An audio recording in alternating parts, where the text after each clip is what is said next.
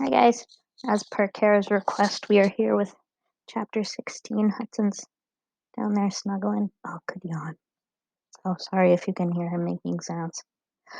So when we just left off, Pandora had been eaten by these little, I forget what they're called, those little mites, those little bug things, which is pretty insane. Chapter 16. Pandora! Howard cried in horror. Pan! He scrambled up over the side of the boat and was about to dive into the water when Marith yanked him back down. Release me, Marith, we are bonds, said Howard.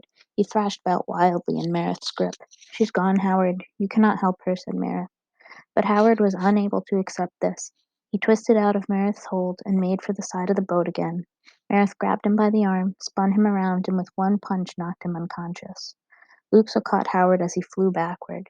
She staggered back under his weight, but was able to break his fall as he landed. In the meantime, Ares, whose first impulse had been to go help Pandora, did an abrupt 180-degree turn and began to fly toward the open sea for all he was worth, in a cloud of mites, which was in a cloud of mites which was only a couple of feet from him, rose up into the air and began to chase him. As fast as he flew, the cloud stayed on his tail. Gregor felt himself with the same panic Howard had experienced a few minutes before. Ares, he cried. Ares, hurry, they're right behind you. He felt so helpless. He couldn't jump in the water to save his bat.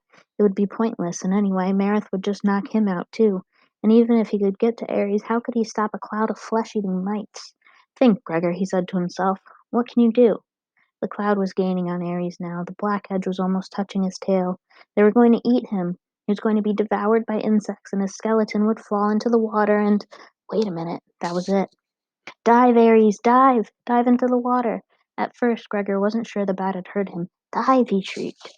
And as the mites began to emerge over the line of Ares' tail, the bat dove into the water.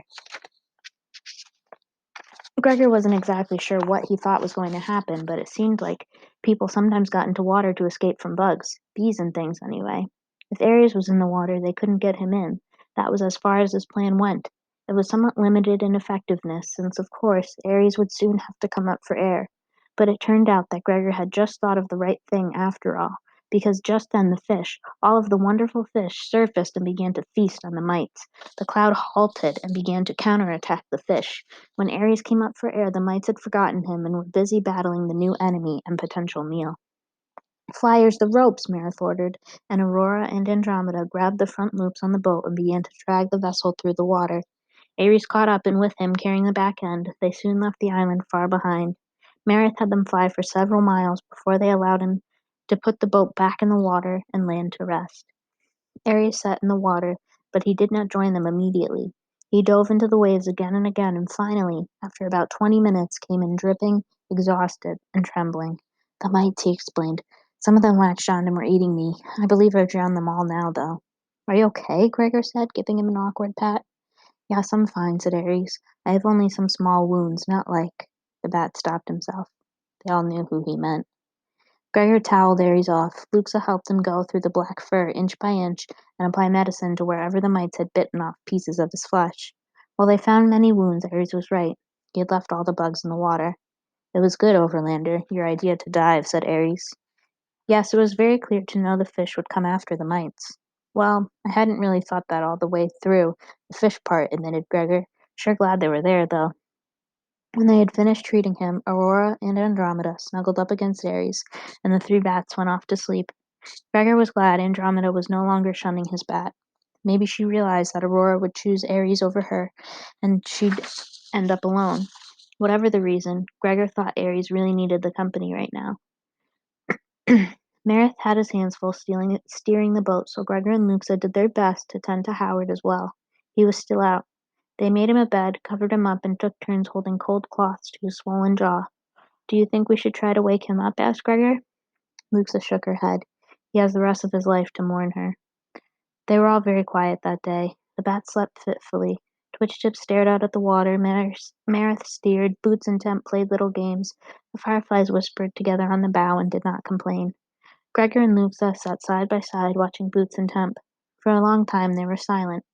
Gregor kept reliving Pandora's horrific death in his head, and he suspected Luxa was doing the same. Finally, as if he couldn't stand it any more, Luxa spoke up. "Tell me about the Overland, Gregor," she said. "Okay," he said, badly in need of a distraction himself. "What do you want to know?" "Oh, anything. Tell me. What's one day like, from rising to sleep?" he said. "Well, it's really different depending on who you are," said Gregor. "Then tell me about one of your days," said Luxa. So he did. He told her about the last time he'd been up here, since that was freshest in his mind. He told her about how it was Saturday, so there was no school, and how he'd helped Mrs. Cormacy make scalloped potatoes, and bought Lizzie the puzzle book, and had taken Boots sledding. He didn't dwell on the lack of food or his dad's illness, since talking about those things made him feel more anxious, and there was enough bad stuff going on around them anyway.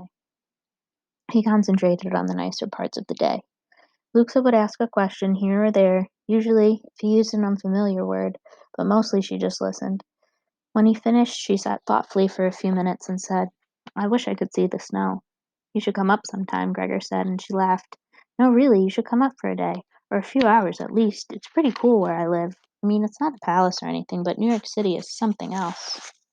"You do not think overlanders would find me strange?" asked Luxa.